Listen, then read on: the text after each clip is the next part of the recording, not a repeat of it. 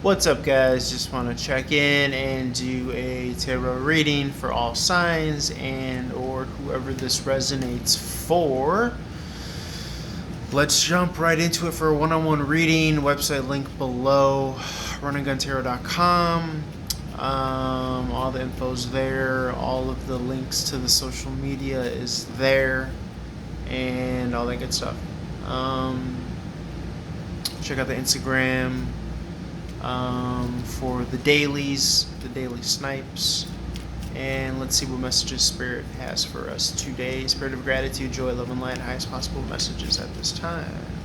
Spirit of gratitude, joy, love, and light, highest possible messages at this time. Let's see what wants to come out here.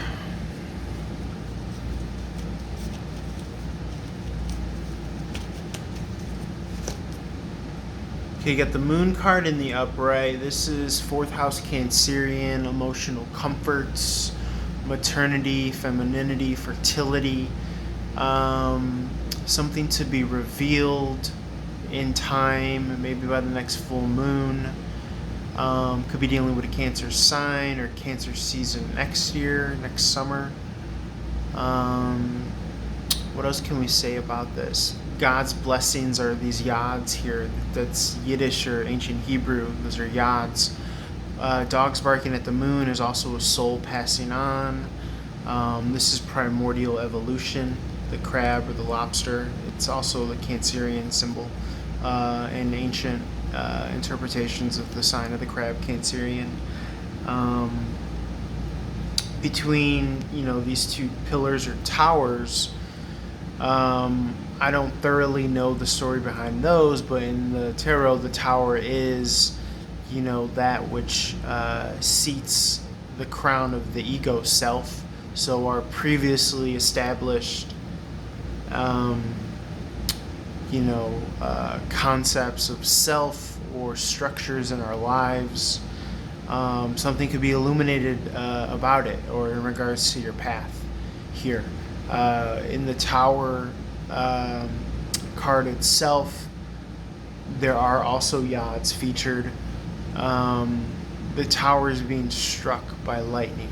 The tower with the crown on it is being struck by lightning. So when you carry a large ego, prepare for it to get called out by the universe itself, is what the moon card kind of speaks to in a way. There's like this eclipse action here with the moon looking like it hurts so good, and then you have the sun rays in the background. And the sun is the identity of self, the moon is the emotional identity of self. So yeah, let's see what the cards want to say. What else about this? It's numbered 15 to 18. Number 9. Number 9s are about independence. So this could even be read as something to do with dealing with your own emotional independence. One good lesson that I've kind of had kind of piqued my curiosity was the fact that if in your kind of natural formative years you've made your parents or the adult figures' emotions your responsibility or your concern, albeit it's a very kind of natural instinct and tendency to do, if you are currently in a relationship, or even if it's dealings with your day-to-day life and relationships and maybe your coworkers, you can tend to want to take on their burdens or their bad moods. This is how we are manipulated. So it's kind of interesting that the Devil card is here in reverse, because this is kind of seeing that dynamic and understanding that you're nobody's scapegoat. You're nobody's whipping post. You're not here on this planet to fulfill anyone's desires or projections. There may be a lot of discord, which is the opposite of harmony. Chaos, sadness, even with the 10 of Cups in reverse in regards to relationships. A lot of this is projection as well, right? This is the ideal kind of imagery of what it is to be quote-unquote happy or, whatever. But the real fulfillment of this is, being present. These are high watermarks in the human experience that come and go. This isn't to be vacuum sealed and preserved in Tupperware. The Page of Pentacles in the upright is a proposal energy interpretation, or could be interpreted as a proposing energy, as an engagement, marriage. Maybe somebody's expecting this. I read it as a lighthearted offer as well, because the page is a very kind of novice energy. Text messages or phone calls, things of that nature.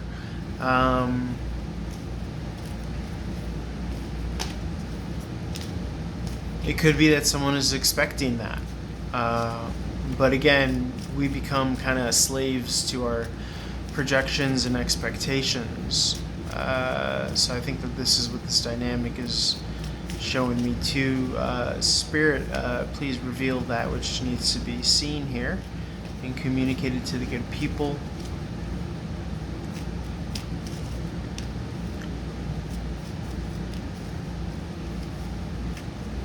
Yeah, it could be that you're kind of past that. We talked about a soul passing, but it's also the progression of the spiritual self, or the games in which we see through and we don't want to play into anymore, for the sake of peer pressure, or you want to be as free as you possibly can, I think, in some way, shape, or form. And I think one of the first lessons of that is to realize that you already are.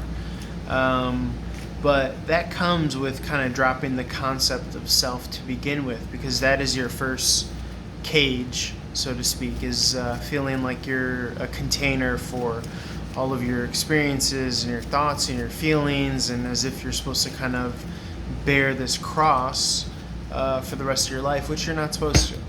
Okay? The Star card in the upright, this is sudden change, Uranus energy, Aquarius energy, Jupiter's in Aquarius, I believe, so this could be expanding into friend networks, healing, maybe some healing of the past, which is fulfilled here. This is actually a very positive energy. This is 17, number 8, so this is about abundance and new beginnings. So you got the sun, the stars, and the moon here. Well, not the sun quite yet, but you have the stars and the moon here. I think what will be revealed will be very positive, whatever that might be. It's almost as if these images want to be kind of panoramically connected to each other, what with the pond there.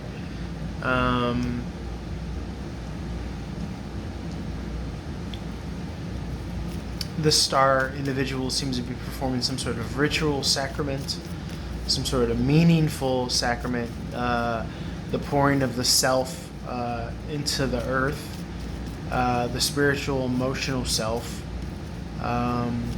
in manifest form, as well as back into the ocean, as it were, if this is not just a pond, if this is actually connected to a larger body of water.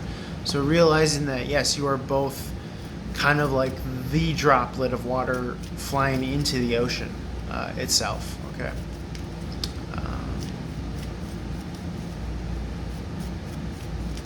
Letting all things natural kind of take its course.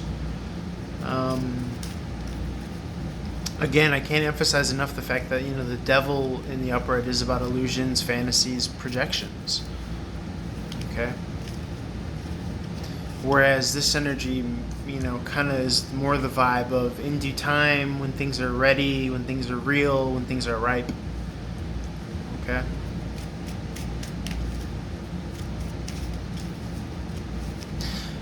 The suffering or the challenging energy comes when you become the timekeeper, when you become that which is watching the seconds tick off the clock or the months off the calendar, and my expectation hasn't been filled yet,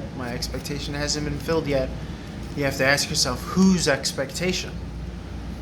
Where did these expectations come from? They come from conditioning. They come from programming. You are not that. You are that which is before conditioning and programming. You are the awareness.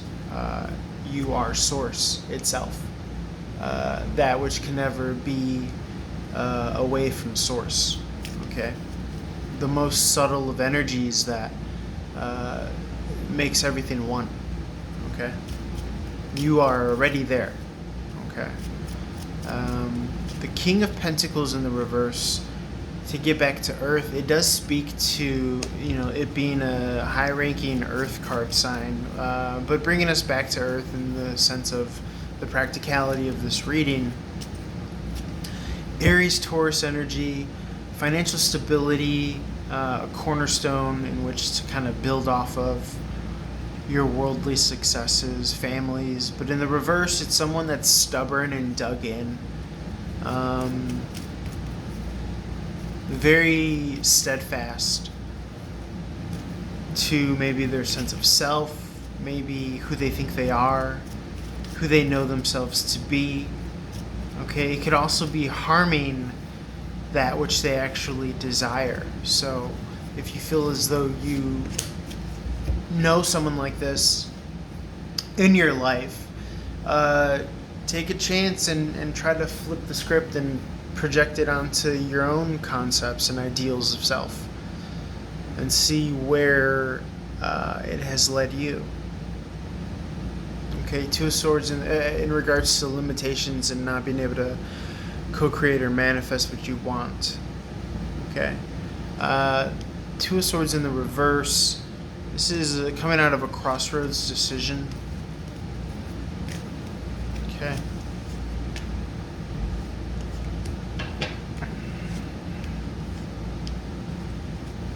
Between heartbreak and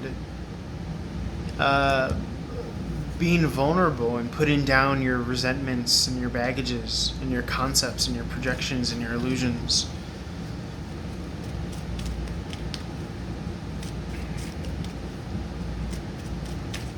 The Hanged Man was out here as well after the Two of Swords in reverse. This represents enlightenment itself.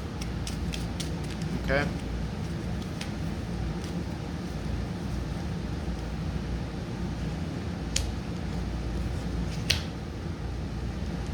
So you might be choosing to form a bond or reconnection with somebody.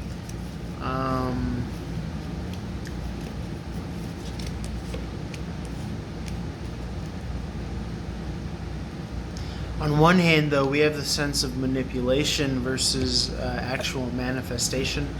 Actual manifestation seems to come when you are aware of your wants and needs and desires, and you're able to kind of smooth and round the rough edges, meaning you're at an advanced level of not just trying to pursue that which you desire, because you understand that that could possibly create something that's negative for your life, or pull something that is more of an illusory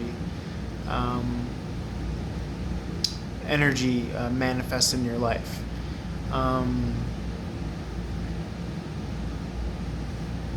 Playing at your level, your honest to God truth, okay, versus sneaky behavior and or manipulation. And or it could be that the male energy is sneaky behavior, manipulating, whereas the female energy is actually playing things tried and true.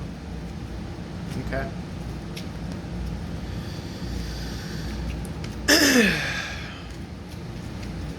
Let's see.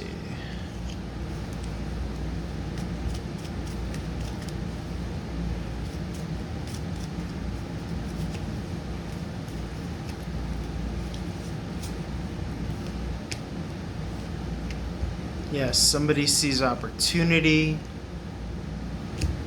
and someone is coveting that which they already have. So someone is looking for opportunity while someone seizes all they have right in front of them.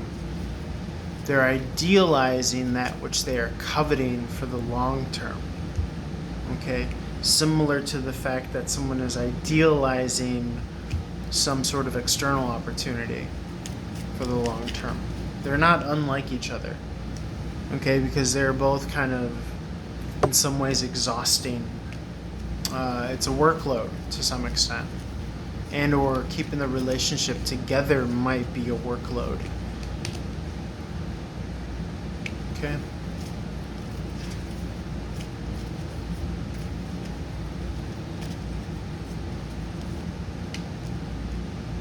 There's victory here. Spirit, can you clarify what's going on with the victory energy?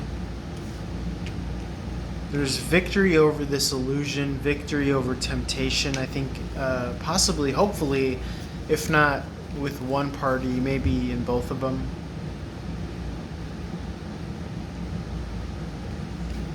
Somebody is breadcrumbing, possibly. Doling out just enough to maybe lead someone somewhere. It could be a win at all costs. You know, you only get one shot. Do not miss your chance to blow. This opportunity comes once in a lifetime type energy. But that mentality is very kind of cutthroat. It throws you off of your divine timing when you start to believe in this scarcity mindset here. This is the energy of scarcity. So is this. So is that. Again, both in its own regard. So, best advice, is to stay present. Understand that any of the projections that come from your mind, especially if negative or fear-based or low vibrational, you may be advanced enough in your understanding that it's not good for you. Don't play into it. It needs your attention and energy to live, but you don't need it to live. Okay? So this is, this reading seems to be more so specifically for those in some form of relationship.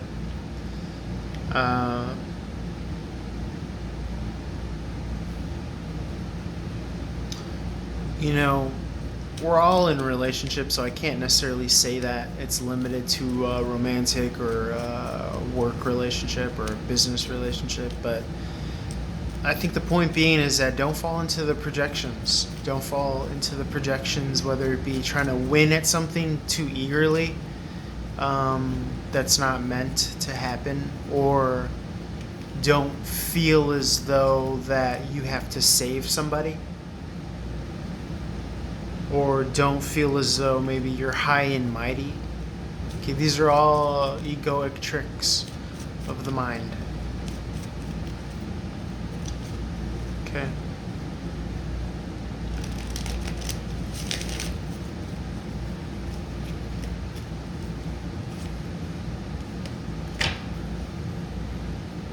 Again, more emphasis on emotionally moving forward.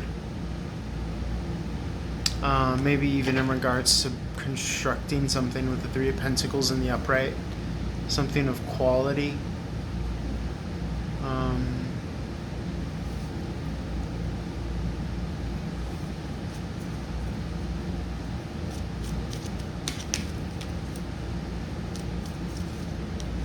Maybe having to move forward emotionally on your own, quote unquote, so as to be able to continuously put out quality work. Okay.